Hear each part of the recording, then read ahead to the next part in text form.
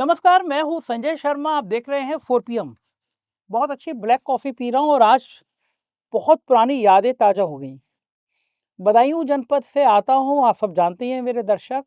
और जब मैं पत्रकारिता की दुनिया में आ रहा था, एंट्री कर रहा था, छात्र नेता होता था, तो लगा कि यार छात्र नेता थे और अखबार वालों के पास जाते थे, हमारी खबर छाप दो। तो क्यों ना हम भी पत्रकार बन जाएँ। और लिखने पढ़ने का शौक तो था ही बचपन से। छठे क्लास में मेरा पहला आर्टिकल छप गया था अखबार में। तो जो मैं एंट्री कर रहा था ना किसी भी पेशे में, जो लोग पहले से स्थापित होते हैं वो चाहते नहीं है कोई नया आदमी आए। तो था हमको काम दिया गया कि तुम्हें सर्कुलेशन का काम भी देखना है। आप सोचिए, सुबह 4 बजे स्टेशन जाना होता था और वहाँ पे ज़िम्मेदारी होती थी कि ये 4 5 6 जगह, छोटा था उस समय, अखबार कम आते थे, कि ये सारे हॉकर प्रॉपर अखबार डाल दें। कई बार ऐसा हुआ कि हॉकर नहीं है, क्या करें? ज़िम्मेदारी आपको है, पत्रकार बनना है तो काम करना पड़ेगा। पैसे भी नहीं होते थे, फटेहाल की स्थिति रहती थी, साइकिल टूटी साइकिल थी। तो साहब उसी टूटी साइकिल पे रख के मैंने लोगों के घरों में अखबार डाले हैं। मुझे कोई शर्म अपने किसी काम में कोई शर्म नहीं है कहने में कि, और ज़िंदगी में कोई काम दरअसल छोटा होता नहीं है। ईश्वर बहुत बहुत बड़ी आपकी तकदीर लिख रहा होता है ऐसी परीक्षाओं से। तो मैं कह सकता हूँ कि मैंने अपना हॉकर वाली ज़िंदगी से मैंने शुरू किया काम, संग पत्रकारिता करी और आज इस मुकाम पे हूँ। आप सबके प्यार के बदौलत मुझे कहने की ज़रूरत नहीं है कि मैं 3 साल से देश में लगातार नंबर 1 पॉलिटिकल कमेंटेटर रहना, 1 करोड़ व्यू रोज़ आना, 17 चैनल बजाना, सब ईश्वर ही कृपा है। फिर मुझे अपना ऐसे ही एक हॉकर भाई और मिले, अचानक मिले, एक्सीडेंटल मुलाकात। मैं आया और जब मैंने उनके बारे में आने से पहले पढ़ा, मतलब मैं आ रही है टाल रहा था या मिलूँगा कल परसों, मैं आलसी तो हूँ ही कुछ-कुछ चीज़ों में। तो मैंने पढ़ा इस शख्स ने अपना जीवन अखबार डालने से शुरू किया। तो पहली लाइन मुझे अपील करी, अपना भाई बंधु है। फिर ऐसे एक पिक्चर बनाई कृष्ण अवतार। और मैं जब इनके ऑफ़िस आया, इनका ऑफ़िस मैंने वो जस्ट संजय पे डाले, देखेंगे आप। पिछली रात 3 बजे तक मैं इनके ऑफ़िस में था और मैंने छोटा-सा 3-4 मिनट की क्लिप बना के डाली जस्ट संजय पे, ब्लॉगिंग पे। और मैंने पहली मुलाकात में कहा, भाई तुम कितने भी बिज़ी हो लेकिन मुझे तुम्हारा पॉडकास्ट करना है। ये आमतौर पे मैं कहता ही थोड़ा संकोची स्वभाव का हूँ, लेकिन मैंने रात के 3 बजे कहा और मैंने बोला कब करना है? अगले हफ्ते? मैं कहा नहीं, नहीं भाई, आज रात के 3 बज रहे हैं, कल 3 बजे तक करना है। और साहब मैं इस साहब के पास आ गया। उससे पहले रात के 3 बजे से पहले हमने ढाई घंटे बैठ के ये पिक्चर देखी जो आप पीछे देख रहे हैं। और साहब इस पिक्चर के सेट देख के और भगवान कृष्ण के कुछ डायलॉग सुन के मेरे रोंगटे खड़े हो गए। प्रेम क्या है, जीवन का दर्शन क्या है, क्या डायलॉग लिखे हैं पिक्चर में, और कृष्ण भगवान के ऐसा लग रहा है साक्षात मुँह से बोल रहे हैं। जीवन में रह के भी, जीवन के मोह-पाश में रह के भी उनसे विरक्त होना, नो डाउट कोई भगवान कृष्ण सीखे। अब मैं ज़्यादा फिलॉसफी नहीं बोलूँगा, मेरे संग है भाई साहब एक ऐसा इंसान साजन भाई, जिसने इतिहास लिखा और फिर आज इस पिक्चर को 70-80 करोड़ की पिक्चर बनाई, सुपर डुपर हिट है। जब शो होते हैं, वो नौजवान मिले जो कृष्ण बन गए हैं, मैंने वो वीडियो देखे, लोग रोने लगते हैं उसके पैर, उस नौजवान के पैर पड़ के। ये भारत की संस्कृति है, ये भारत की आत्मा है, उन चेहरों को देख के वो ईश्वर का रूप देखते हैं। तो साजन भाई बहुत-बहुत स्वागत है। नमस्कार जी। क्या शानदार आदमी हो आप। और मैं एक बात और बता दूँ, इन्होंने और बिज़नेस में क्या-क्या कीर्तिमान स्थापित किए, इन सब पे आज चर्चा करेंगे। साहिल भाई मुझे सबसे अच्छी चीज़ लगी कि आपने अखबार डाले, आपने हॉकर से ज़िंदगी शुरू की। ज़ाहिर है कि बहुत कष्ट का दौर रहा होगा, तो बात वहीं से शुरू करते हैं। आप मूलतः कहाँ के रहने वाले हैं? जीवन कैसे रहा? और जो इंसान इतनी परेशानियों में था, आज वो इतनी बड़ी शानदार पिक्चर बना के पिक्चर का मालिक, प्लस मार्केटिंग के क्षेत्र में आपने दुनिया के कई देशों में काम किया, बहुत सारे अवार्ड। ज़रा मुझे पहले शुरुआत से यात्रा बनाइए, कहाँ के रहने वाले हैं और कैसी ज़िंदगी शुरू करते हैं? तो मैं मेरी मेरी मैं वैसे केरल से हूँ। मैं मेरी पैदाइश ही वहीं की है। लेकिन मैं मेरे जो जहाँ मेरा जो क्या बोलते हैं, जहाँ से मैंने शिक्षा सब मेरी शुरुआत की थी, वो अहमदाबाद शहर है, अहमदाबाद। अहमदाबाद में। हुँ, और अहमदाबाद में ऐसा है कि मेरे मेरे पिताजी थे एनआईडी में, नेशनल इंस्टीट्यूट ऑफ डिज़ाइन में, तो हम वहीं कैंपस में रहते थे। तो परेशानी ये रहती थी कि पॉकेट मनी नहीं मिलता था, हम लोग हमारे कॉन्सेप्ट में नहीं था, मिडिल क्लास हम लोग हाँ, उस समय वो कहाँ का था। होता ही नहीं था। हाँ, ठीक बात। तो ये है, तो जब मैं 13-14 साल का था, तो ऐसा लगा कि क्या करें, कैसे कुछ तो करना चाहिए। तो मेरे पिताजी हमेशा ये कहते थे कि अपना बनाओ और हमेशा अपने पैर पे खड़ा रहो, कभी किसी पे निर्भर मत रहना। उस वो शिक्षा रहता था हमारा clear, south Indian middle class, very clear ये रहता था। तो कि मैं तो पॉकेट मनी मांगने गया था, उन्होंने बोला कि तो फिर कुछ काम करो, ऐसा ही है तो करो। तो उसी पे से मुझे एक आइडिया आया, क्योंकि वहाँ पे पूरा जो न्यूज़पेपर डालने वाला आता था, उनके साथ मैंने एक डील कर दिया और मैंने कहा कि मैं डालता हूँ यहाँ पे न्यूज़पेपर, मुझे दिन का 1 रुपया दे देना। इनका 1 रुपया। हाँ, वैसे करके शुरू किया मैंने। और जब एक जो होता है ना, जब आप 14 साल के होते हो और जब आपके हाथ में जब अ, अपना अर्न किया आता है, तो आपको एक अलग एक फीलिंग आता है हुँ। राइट लाइफ में। तो वहाँ से लेकर शुरुआत किया, तो उसके बाद फिर कभी पॉकेट मनी मांगने का ज़रूरत नहीं पड़ा। वाह! फिर इतने अलग-अलग चीज़ें किए, डोर टू डोर सेल्समैन बना हूँ। कैसे कितने दिन बाद अखबार डालने के बाद कितनी दूसरा काम कब शुरू किया आपने? तो ऑलमोस्ट 6 मंथ्स, 6 महीना मैं ये करता था। तो उसमें क्या होता था कि so it give me a very good, एक अच्छा अंडरस्टैंडिंग मिल गया कि कैसे करते हैं, क्या होता है। टाइम पे जाना बहुत इम्पोर्टेंट होता था। हाँ, आँधी हो, और बारिश हो, हाँ, सर्दी हो, गर्मी हो, अखबार तो टाइम पे चाहिए लोगों को। और ये मैंने देखा था कि वहाँ क्या होता है कि एक अपॉर्चुनिटी इसलिए दिखा कि मेरे पिताजी हमेशा कहते हैं, यार अखबार लेट आता है, अखबार लेट आता है। हाँ। तो मैंने देखा वो लड़का जो है, जो देने आता है, वो बादाम के ट्री के नीचे बैठ के थोड़ा आलसी था। हुँ। तो मैंने बोला कि ये मेरा अपॉर्चुनिटी है। तो मैं बोला कि मैं टाइम पे डालता हूँ, तो उनको गाली नहीं पड़ेगी और वो दे देंगे मेरे को थोड़ा सा पैसा। तो वहाँ से लेकर शुरू हुआ मेरा जर्नी। बिज़नेस का 13-14 साल का 15 साल का नौजवान हुँ। धंधे में बिज़नेस क्या होता है सीखा है। उसके बाद ये मार्केटिंग की कंपनी जो आपने खड़ी की, इसके पीछे क्या विज़न था? आपने दुनिया के कितने देशों में काम किया? और कैसे मार्केटिंग के इतने बेताज बादशाह बन गए कि आज जितने बड़े-बड़े ब्रांड एक तरह से पिज़्ज़ा से लेके सबकी मार्केटिंग आप कर रहे हैं। ये सब मार्केटिंग का कैसे ख़्याल आया? तो एक तो बादशाह नहीं हूँ मैं, बिल्कुल। मैं तो मेरी तपस्या है बिल्कुल। मैंने कभी अपने आप को ऐसे देखा ही नहीं है, सोचा ही नहीं है। मैंने एक ही चीज़ रियलाइज़ किया कि जो जो करना है उसको एकदम दिल लगा के करना है, नहीं तो नहीं करना है। हुँ। और शुरुआत मैंने अहमदाबाद से ही की थी। एक एडवर्टाइज़िंग कंपनी से शुरू की थी, छोटी-सी एडवर्टाइज़िंग कंपनी थी, वहाँ से लेकर शुरू किया था। लिखता अच्छा था, तो लेखक के तौर से शुरू किया पहले। फिर वहाँ से फिर ऑलमोस्ट 11 कंट्रीज़ में अलग-अलग टाइम पे जाकर कुछ ना कुछ काम करके 11 देशों में। 11 देशों में जी। कौन-कौन से देश थे वो? सो जैसे मैंने यूके में काम किया है, मैंने सिंगापुर में काम किया है, मलेशिया में काम किया, थाईलैंड में काम, काफ़ी south east Asia, Sri Lanka, Australia, अलग-अलग जगह पे। पहले ये ऑन डेप्यूटेशन गया था, ऐसे कर के अलग-अलग इसमें, क्योंकि ब्रांड पे आपको डेप्यूट किया जाता था अलग-अलग जगह पे। फिर ऐसे करके फिर बैंगलोर में था काफ़ी टाइम तक, बैंगलोर से फिर मुंबई आया और मुंबई में फिर एक टाइम था जो जब recession is a great time to start something, क्योंकि 2009-10 ये 2007 साल। 2007 में मैंने ये किया कि चलो कुछ करते हैं।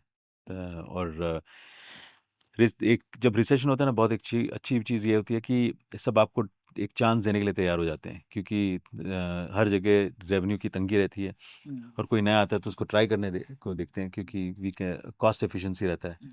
मैंने कहा कि recession is always a good time to start when everything is low, चालू कर कुछ शुरू करते हैं। तो मैंने तब अपना बिज़नेस शुरू किया अपने घर पे एक डाइनिंग टेबल पे। जितने पैसे थे उसके एप्पल मैकिन्टॉश मशीन्स ले लिए और कुछ साथियाँ जुड़ गए मेरे साथ। तो बोले कि चलो, मैंने कहा कि यार भाई पता नहीं कहाँ जाएँगे, क्या जाएँगे। उन्होंने कहा था कि जब मैं छोड़ रहा था अपनी नौकरी, तब मैंने कहा था कि पता नहीं क्या करने वाला हूँ, लेकिन ये आपके साथ ये मेरी खुशनसीबी थी कि आप लोगों के साथ मैंने काम किया। कभी साथ में करेंगे, कुछ सोच रहा हूँ अपने आप शुरू करने का। तो ये सब आ गए थे मेरे कमरे में, उन्होंने कहा कि आप जहाँ भी जा रहे हैं हमको लेके चलो। अब एक अलग से एक नर्वसनेस भी होता है और एक कॉन्फिडेंस भी आता है कि कोई खड़े रहता है आपके साथ। मैंने कहा, यार भाई आप लोगों को पैसे कैसे दूंगा मुझे पता नहीं है मेरे पास क्लाइंट नहीं है, कुछ नहीं है। चलेगा, आपको हमने देखा है, आप कर लो, हम साथ में हैं आपके। तो वो एक एक अलग सी ऊर्जा आ गई मेरे अंदर। तो मैंने कहा कि ठीक है, चलो आई विल फिगर आउट, मैं एक प्लान करता हूँ।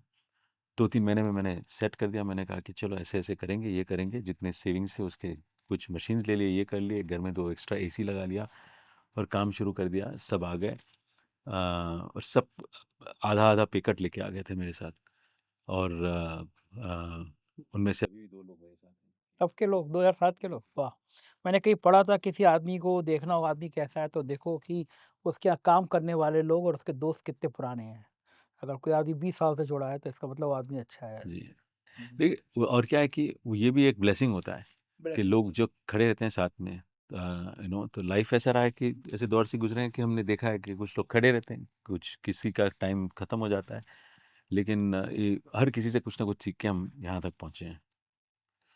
मार्केटिंग में बहुत सारे अवार्ड मिले हैं आपको। सबसे बड़ा अवार्ड कौन-सा था वो? काफ़ी एक कैन लायंस बोलते हैं जिसको मिला है, इंडिया में काफ़ी सारे अवार्ड्स हैं, वन शो करके अवार्ड है, एडवर्टाइजिंग में काफ़ी सारे अवार्ड्स। ये कंपनी जो मार्केटिंग की थी आपकी, 1 करोड़ों रुपए की कंपनी बन गई। जी। आदमी पैसा जब होता है तो और पैसा कमाने का सोचता है। ये आपको बॉलीवुड का कीड़ा कैसे लगा कि चलो पिक्चर बनानी है? कि ये दिमाग में कैसे आया? ये एक्चुअली मुझे क्या है कि मैं जब मुझे फ़िल्में बहुत पसंद हैं। मैंने खुद कब से पसंद है? बचपन से, मैं 9 साल का था जब बहुत सारी चीज़ें आपकी मेरी मिलती-जुलती है। मुझे पिक्चर बहुत पसंद है। 9 साल की उम्र में मुझे याद है एनआईडी में जो एक ऑडिटोरियम रहता था जहाँ पे सारे गोडार्ड के सारे फ़िल्म ऐसे बड़े-बड़े डायरेक्टर्स के फ़िल्म होते थे। हमको एंट्री अलाउड नहीं होता था क्योंकि हम बच्चे थे। तो उस टाइम पे जाके वो प्रोजेक्टर रूम में से कभी-कभी अंकल, अंकल बोल के हम लोग देख लेते थे। तो इस तरह से बहुत एक एक ये रहता था कि और फिर जिस एडवर्टाइज़िंग में भी मैंने कुछ करीब 40-45 एड फ़िल्म भी डायरेक्ट की होंगी। तो 43 सेट हाँ, जी। अच्छा, अरे वाह! तो उस सबसे चर्चित कौन-सी थी उसमें से? तो काफ़ी सारे कुछ अवार्ड्स भी मिले थे। अच्छा, अवार्ड। कीवी के एक एड फ़िल्म हैं, जैसे हमने एप्पी फ़िज़्ज़ के देखे होंगे एड आपने। ये सारे ऐसे बहुत सारे एड्स हमने किए थे, मुझे बहुत मज़ा आता था। और अंदर से एक था हमेशा कि मैं कोई क्या मैं डायरेक्टर बनूँ, क्या करूँ? और बाल्की साहब जो हैं यहाँ पे, आर बाल्की, वो मुझे बम्बई लेके आए थे। अच्छा। हाँ, तो वो मुझे हमेशा कहते थे कि भाई तू तुझे बनना चाहिए, व्हाई डोंट यू बिकम। हुँ। और फिर मैंने कहा कि पता नहीं मेरे अंदर सीरियस एडीडी है। मैं कहता था कि मुझे पता नहीं कि मैं क्या 2-2 साल 3-3 साल एक चीज़ पे लगा पाऊँगा कि नहीं। मैंने कहा कि मुझे लगता है I would rather be someone who's like a producer, ताकि work with a lot of talent, अलग-अलग लोगों के साथ काम करो। मुझे 15 प्रोजेक्ट एक साथ बहुत अच्छा लगता है। 15 प्रोजेक्ट एक साथ एक करना। हाँ, तो अलग-अलग कुछ चीज़ें हों, थोड़ा पाइपलाइन बनाए, तो ये एक रहता था, लेकिन अंदर से है, रहता भी था कि क्योंकि एक एज़ अ क्रिएटिव पर्सन आपको समझ में आता है। तो मस्ती में मैं कहता था कि हमेशा कि शायद मैं डायरेक्टर नहीं बन पाऊँ, मैं आदित्य चोपड़ा बनना चाहता हूँ, क्योंकि क्या बात है! उनके पास अलग-अलग वो नैरेटिव सेट करते हैं बहुत अच्छा। ऐसा एक मन में था। हाँ। तो अपने ही एक नाइविटी में ऐसा बोलता था। लेकिन ऐसे संजोग ऐसा हुआ कि जब मैं सोच रहा था कि कैसे करें ये, एक अपॉर्चुनिटी आया और लंदन में एक कंपनी थी क्रिएटर्स इंक करके। लंदन में। हाँ, उस कंपनी में हमने इन्वेस्टमेंट किया और जहाँ पे काफ़ी सारे हॉलीवुड डायरेक्टर्स को हम लोग रिप्रेजेंट करते थे, और उसके थ्रू मैंने ग्लोबल बिजनेस को काफ़ी इंटरेस्टिंगली समझ लिया था कि जो और मैंने हॉलीवुड को बहुत इंटरेस्टिंग तरीके से सीखा, समझा कि हमको लगता है कि बिजनेस ऑफ सिनेमा जो होता है, बिजनेस ऑफ सिनेमा जो है, हमें लगता है कि हॉलीवुड में शुरू हुआ, right? Business of cinema actually शुरू हुआ वॉशिंगटन डीसी में, करेक्ट? जो 1896 में किसी ने कहा कि भाई यूएस तो runs on a lot of gun money, तो let's make you know guns very appealing. तो किसी ने कहा कि कोई आइडिया है, तो somebody सेनेट में किसी ने कहा कि यार ये जो हमारे बैकयार्ड में कुछ हिप्पीज रहते हैं जिन्होंने सिनेमा विनेमा सीख के आए हैं, why don't we use them, बड़े बड़े स्क्रीन पे अगर दिखाएंगे तो it become very exciting for people to watch. तो इस पे तो इस पे उन्होंने कहा कि ठीक है, who will put the money? तो they said that the Jews will put the money. तो then they said let's get cheap labour था मेक्सिको में, इन सबको मिला के बड़े बड़े शेड लगाए और उन लोगों ने फिल्म बनाना शुरू कर दिया, राइट? एंड गुड बैड अगली, ग्रेट ट्रेन रॉबरी, ये सब, राइट? ये और मैं जिस तरह से ये क्या कि ऐसे नहीं कि ये these are all things that I have figured out, right? तो उसमें से पता चला कि दिस इज वर्किंग, ये तो बहुत अच्छा मॉडल चल रहा है। So then they said that okay, why don't we really now you know diamond करके एक नया गोल्ड आ गया। बोले कि we have to let's create something around this, इसको बड़ा बनाते हैं। उन्होंने कहा लेट्स मेक लव स्टोरीज। तो लव स्टोरीज बनने लग गए, बहुत सारे कैसाब्लैंका, ये वो, and suddenly diamonds are forever, डीपीएड सब आ गए। So there is always a thing. फिर सडनली प्राइवेट इक्विटी का दौर आ गया, तो काल आयल, ऐसे लोग आ गए। तो उन्होंने कहा कि let's make this place the land of opportunities. और वो लैंड ऑफ अपॉर्चुनिटी में उन्होंने किया कि come to America get rich. तो सिनेमा एज अ माध्यम हमेशा यूज़ किया गया to be able to create stronger diplomacy, stronger अगर आपको किसी चीज़ को, अमेरिका ग्रेट नेशन ऐसे ही बना। इस बात को चाइना बहुत जल्दी समझ गया। तो अगर चाइना ने एक इन्वेस्टमेंट किया था 60-70s में, which worked out very well for them, जहाँ पे कि इन्होंने दे गॉट ब्रूस ली, जैकी चैन, ये सब जो चल रहा था, हम बड़ा जबरदस्त तरीके से मार्शल आर्ट और सब। करेक्ट, और ये वहाँ से तो सब it went all over the world. आज भी यूएस में सबसे ज़्यादा चाइना टाउन है, और इसके थ्रू वो जो कल्चर जब एक्सचेंज होता है तब जाके काफ़ी डिप्लोमेटिक चीज़ें होती है। Chinese indigenous medicine got FD approval faster than you can spell Ayurveda, right. ये बहुत लेट काफ़ी लोग समझने लगे, हम तो बहुत लेट समझे हैं। But I think one of the things that we realize is that there are some really interesting aspects of this business which can shape जो जिस तरह से सोसाइटी सोचता है, ये सब कुछ वो एक अपॉर्चुनिटी था। तो मैं ये देख रहा था कि how did these guys do it. उस मार्केटिंग के संग-संग आप पिक्चरों पे रिसर्च कर रहे थे कि कैसा या होगा? तो ये जब मैं कर रहा था, मैंने कहा कि यार this is a great opportunity for us. ये कौन से सन की बात रही होगी जब आप मूवी पे, पिक्चरों पे रिसर्च कर रहे होंगे? तो रिसर्च मतलब मैं तो बिजनेस में घुस गया था 2021-22 में हमने वो कंपनी खरीद लिया। तो when I was going around and understanding this entire business, तब मैंने बोला कि यार this is a great opportunity for India. क्योंकि आज अगर देखोगे हमारे यहाँ से अगर कंटेंट एक्सपोर्ट होगा तो होता है, तो it makes a big impact around the world, right. आज अगर हम देखें तो हमारे यहाँ से जितने सांस्कृतिक चीज़ें जो भी एक्सपोर्ट होंगे, पूरी दुनिया में हो रही है। पूरी भारत आध्यात्मिक देश रहा है, यहाँ की करेक्ट नगरी रही है, मतलब करेक्ट लोग अध्यात्म, पूरी दुनिया भारत को भारत अध्यात्म को मानती है। करेक्ट। छोटी बात है। तो मैंने कहा कि ये एक बहुत इंटरेस्टिंग एस्पेक्ट होगा। तो हम और काफ़ी सारे बड़े डायरेक्टर्स के साथ काम करने के बाद मैंने said that let me create this, खुद का काम शुरू हाँ करें। ये करते हैं, यहाँ पे एक स्टूडियो जैसी बनाते हैं, राइट। क्योंकि यहाँ से कोई नहीं है, there is no universal studio, हमारे पास ऐसे बड़े बड़े स्टूडियो का कुछ है नहीं। और ये पता नहीं, अब मैं तो ट्राई कर रहा हूँ, ऐसा नहीं है कि कभी प्लान तो मैंने ईटीवी में काम किया ना, तो उस समय मैंने हैदराबाद में रामोजी सिटी में रहा 14 दिन। हम्म तो रामोजी सिटी ने उस समय में शुरुआत में मुझे लगता है शायद वो भारत की पहली जगह होगी जी। जहाँ पे सारे सेट बने रहते थे। जाओ बजाओ है ना, क्या वहीं मैं और 14 दिन क्या रहा। सोचते थे ये लोग, देखो हमारे यहाँ पे इतने सारे अच्छे विजनरी लोग थे, राइट। जिस तरह हैदराबाद का जो मॉडल था, क्या मॉडल बनाया मॉडल था, था। क्या मॉडल था, तो कुछ कुछ है। और यही ये सब तो इंस्पिरेशन रहता है। हाँ। तो मैंने कहा कि मैंने जो सीखा है मैं यहाँ पे आता हूँ, मुझे तो बहुत लगा Bharat, I love this country. तो जो आपने पिक्चर बनाने की सोची, तो पहला आदमी के दिमाग में आता है कि पिक्चर ऐसी बनाई जाए जिससे रेवेन्यू ज़्यादा आ जाए। उसमें सबसे अच्छा आसान तरीका है कि पाकिस्तान को गाली देते हुए एक मूवी बना दो, लाइक दैट धुरंधर, या फिर लव स्टोरी बना दो लाइक दैट सैयारा। ये दो चीज़ें जहाँ तक मेरी समझ है, बॉलीवुड को मैंने बहुत करीब से देखा है कि देशभक्ति का तड़का और प्यार, ये दो चीज़ें बहुत बिकती हैं। भगवान पे मूवी बनाना, वो भी कृष्णा अवतारम, जो मैंने कल मूवी देखी मेरे रोंगटे खड़े हो गए, कुछ सीन ऐसे थे उसमें। और जो जिसने डायलॉग लिखे हैं, मतलब किसी समय मैं मिलूँगा कभी उनसे, उनको सलाम करूँगा कि क्या डायलॉग हैं, मतलब गज़ब है, जीवन का पाठ उस पिक्चर में दिखाई दिया। तो भगवान कृष्ण के प्रति आपका क्या झुकाव था? कृष्ण आपको इतना पसंद क्यों आए? मैं इसलिए पूछ रहा हूँ, मैं तो यूपी से आता हूँ। 3 हैं, काशी है, मथुरा है और अयोध्या है। उसमें भी जो सबसे ज़्यादा लाइव दिखाई देता है वो मथुरा वृंदावन है ना? वृंदावन की गलियों में आज भी कर्ण कान्हा की आवाज़ आती है, लोग कहते हैं कि वृंदावन में अभी घूमते हैं वो। तो कृष्ण जीवन का मर्म समझना है, गीता पढ़ो या कृष्ण को जानो। शायद जिसने कृष्ण को जान लिया उसे पूरी दुनिया समझ ली। लेकिन आपने एज़ डायरेक्टर, एज़ प्रोड्यूसर, आपके दिमाग में एज़ प्रोड्यूसर आपके दिमाग में क्यों आया कि बहुत बड़ा बजट होता है भाई, 70-80 करोड़ रुपए बहुत होते हैं। और पिक्चर की दुनिया कैसी होती है कि मैंने भी समझा, मैंने भी शॉर्ट फ़िल्में बनाई, मैंने देखा कि ये दुनिया ऐसी है, कौन-सी पिक्चर चल जाएगी दुनिया में कोई नहीं कह सकता। छोटी सी पिक्चर, शायद लाडो नाम था ना, लाडो, गुजरात वाली जो कृष्ण, वो छोटी सी बजट की पिक्चर करोड़ों रुपए में उसने कमा डाले उस पिक्चर ने। और बड़े-बड़े 2-2 300 करोड़ की बजट की पिक्चरें फ्लॉप भी हो जाती हैं।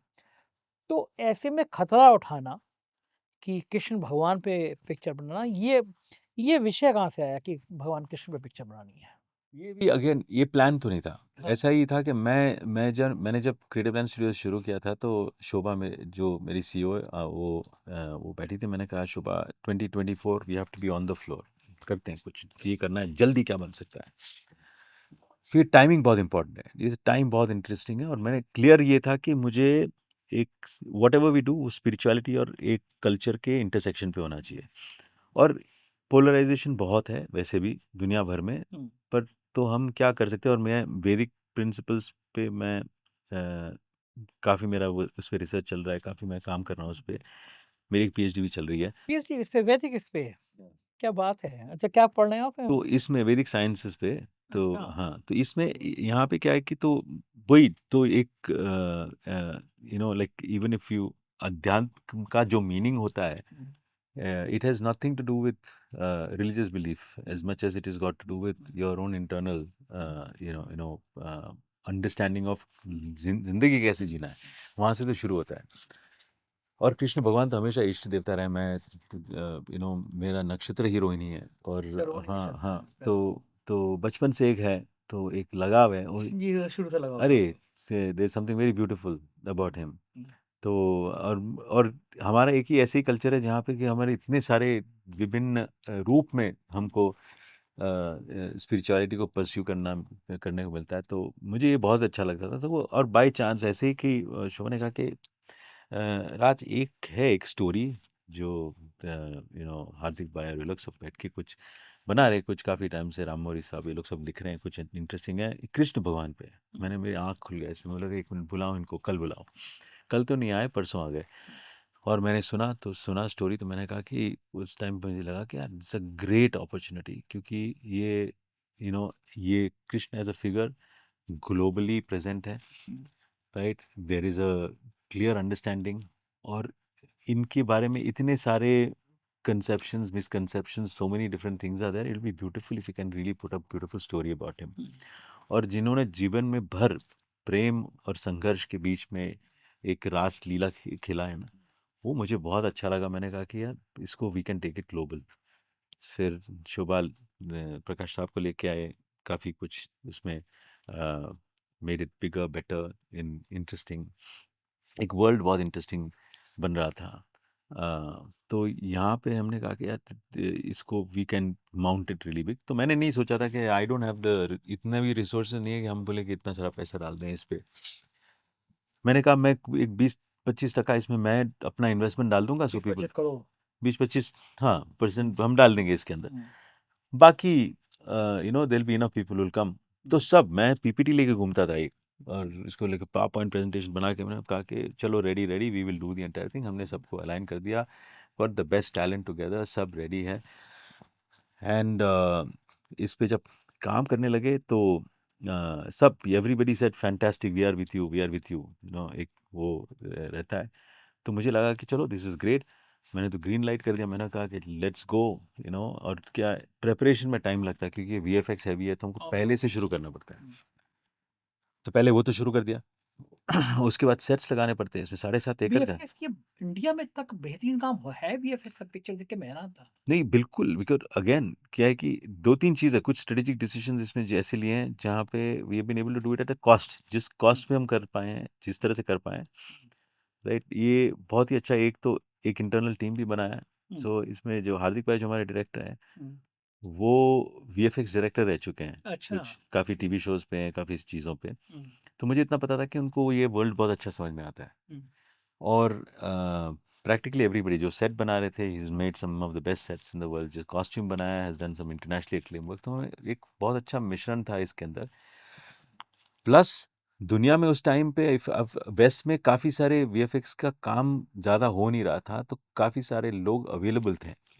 तो हमने एक हाइब्रिड मॉडल बनाया। अच्छा। और फिर अलग अलग कुछ ऑस्ट्रेलिया में, कहीं कनाडा में। अच्छा, वहाँ पे भी ऐसे मतलब दुनिया के कई देशों में पिक्चर भेजा। अच्छा, वेरी गुड। वहाँ से अच्छे करेक्ट टैलेंट, जैसे पानी, अगर आप इस फिल्म को देखेंगे, लास्ट में जो प्रलय वाला सीन है, वो ओह माय गॉड, क्या सीन है वो।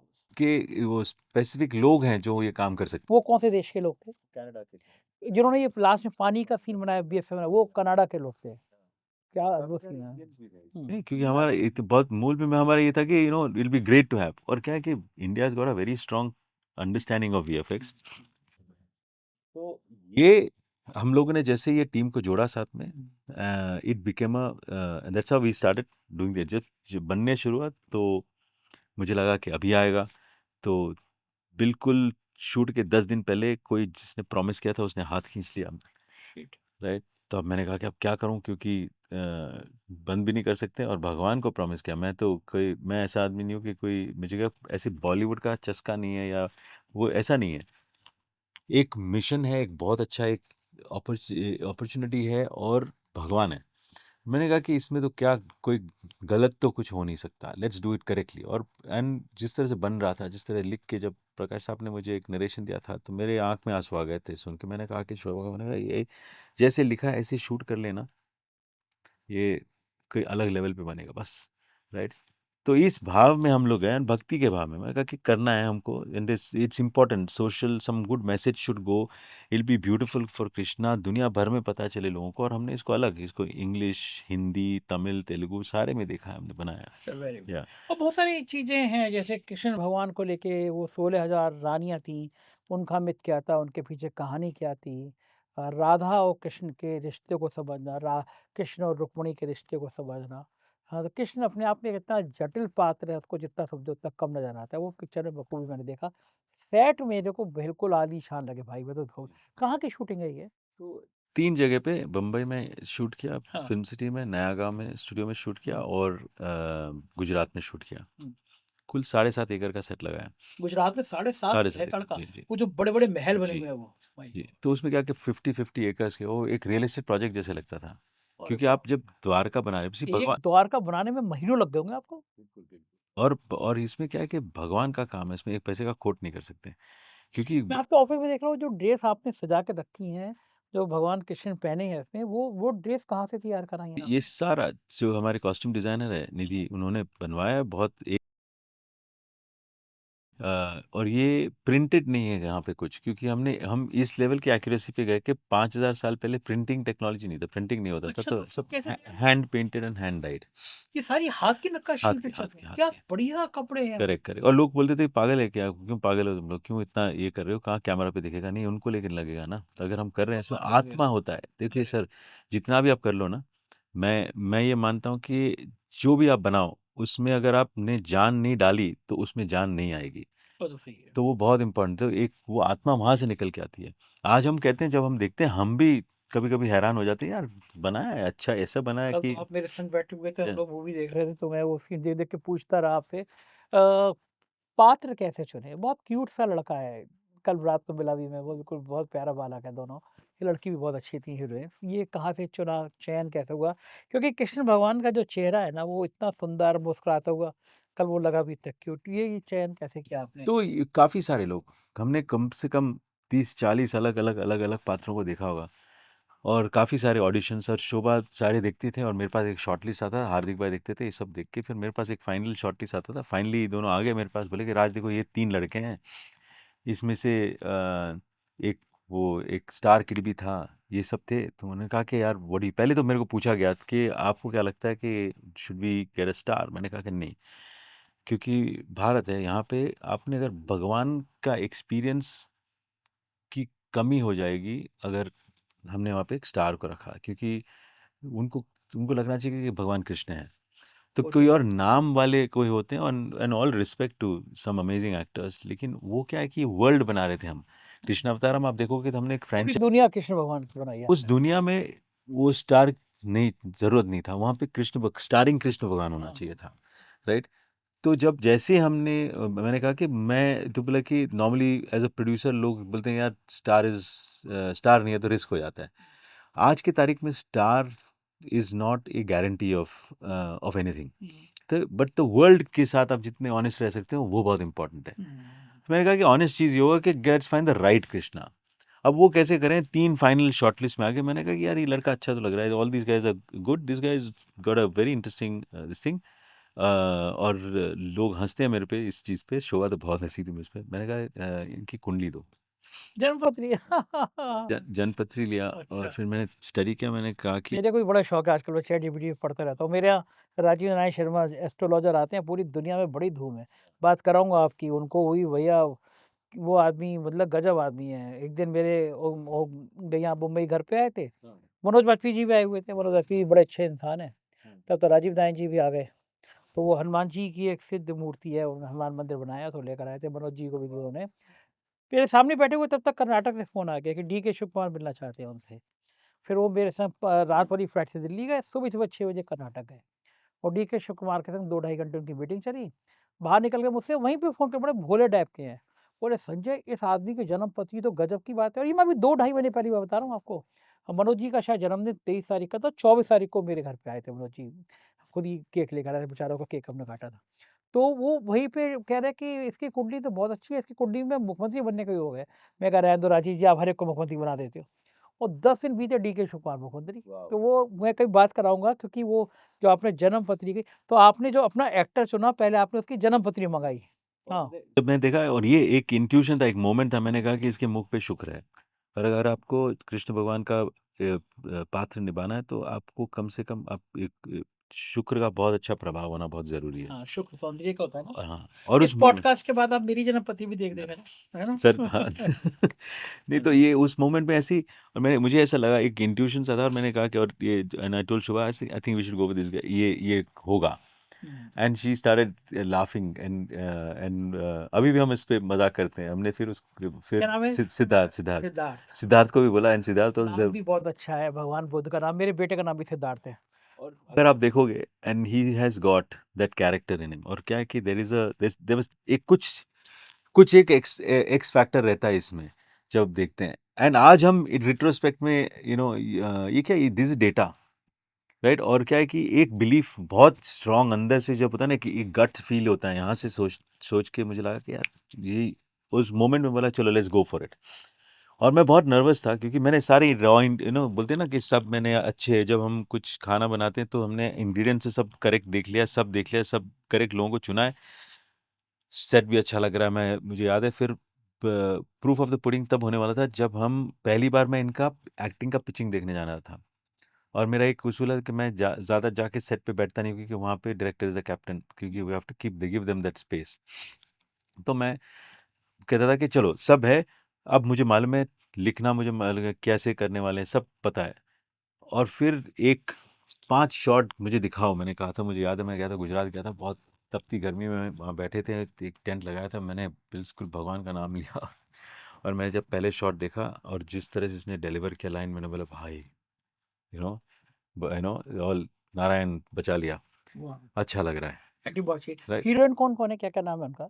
तो एक संस्कृति है संस्कृति अगेन समबडी हु संस्कृति जैना is again a new person और ये हमारा क्लियर था कि every person is new in the entire thing वो काफ़ी पहले से हमारे पहले से ही उस पर जुड़ी हुई थी क्योंकि दोनों शोभा भी मिली थी उनको और फिर हार्दिक भी मिले थे उनको और ऑडिशन किया था उन्होंने और वहाँ पे भी हमने 50-60 लोग थे एंड उनमें जो एक वाइवेसिटी था वो बहुत इंटरेस्टिंग था निव्याशिनी जिसने रुक्मिणी का रोल किया again the the look was just beautiful and perfect to play that entire role Radha हमारे पास पहले एक कोई और थी उसके बाद उन्होंने कोई एक गाना कर लिया था तो we said that doesn't make sense to bring that person and फिर सुष्मिता भट्ट दिखी and again both Shobha and Hardik felt that they felt brilliant eyes and practically went with that when I looked at the cast I said ये world तो बहुत अच्छा set हो गया है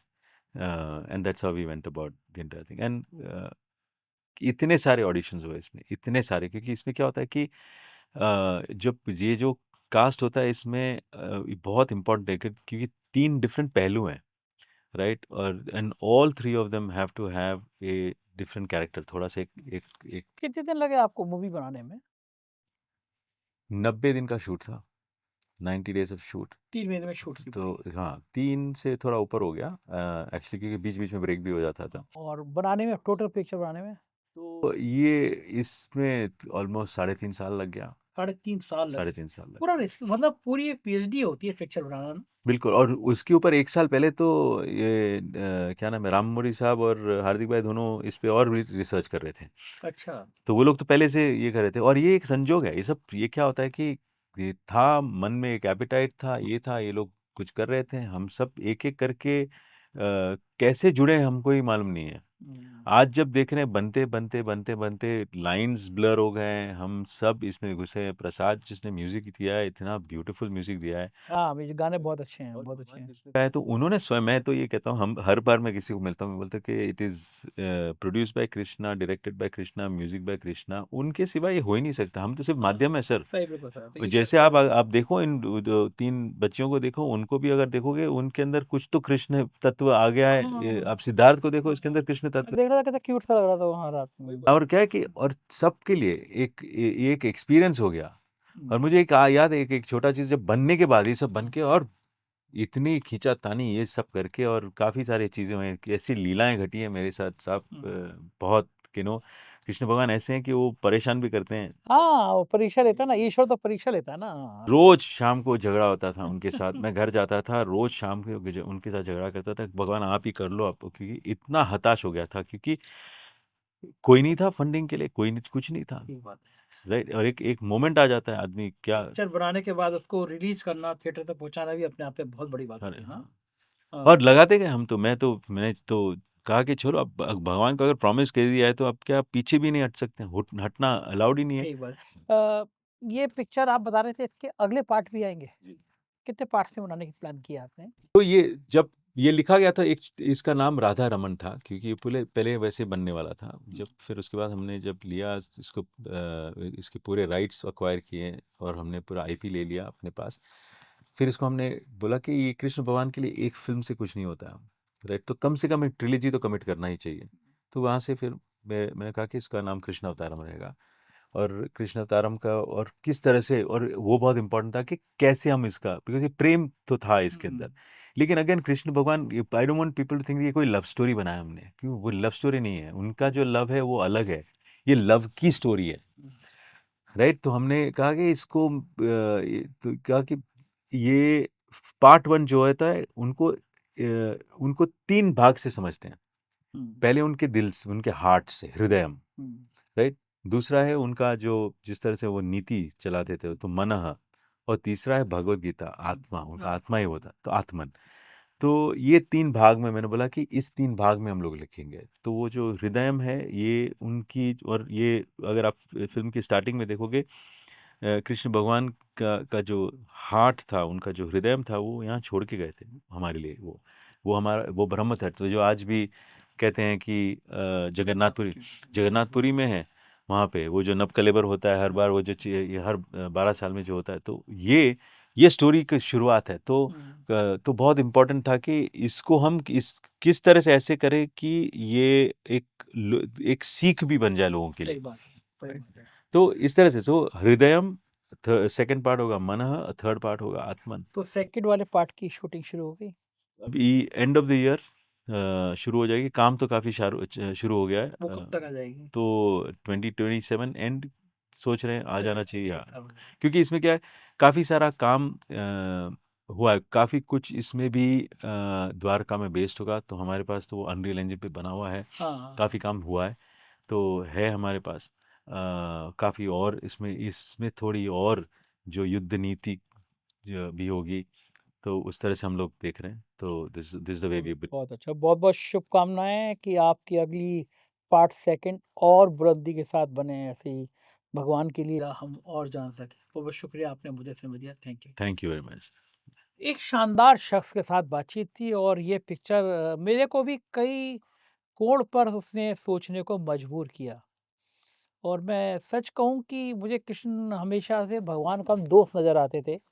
और मैं चूँकि ओशो को बहुत सुनता हूँ, रजनीश को बहुत सुनता हूँ, तो वो भगवान कृष्ण की काफ़ी सारी चीज़ों का उदाहरण देते रहते। तो मैं ये मानता था कि आप किसी जगह पे रह के भी वहाँ नहीं रहते हैं। तो मैंने जितना समझा कृष्ण को कि भोग में रहो लेकिन विरक्त रहो। किसी चीज़ में रम मत जाओ, अपने को अलग रखो। आप यहाँ पे बैठे हो, पूरे तन्मयता से रहो, लेकिन एक आत्मा का केंद्र बिंदु कहीं और होता है, वो लौ कहीं और होती है। गुज़ारिश करूँगा कि ज़रूर देख के आइए पिक्चर। अगर आप कृष्ण को कुछ समझना चाहते हैं, आप प्यार को कुछ समझना चाहते हैं, प्रेम की परिभाषा क्या? क्योंकि एक बड़ा सवाल होता है कि हमेशा खड़ा होता है सवाल कि भगवान की मूर्ति हमेशा राधा कृष्ण की क्यों होती है, कृष्ण रुक्मिणी की क्यों नहीं होती है? तो इस सवाल का जवाब भी आपको बहुत हद तक इस पिक्चर में देखने को मिलेगा।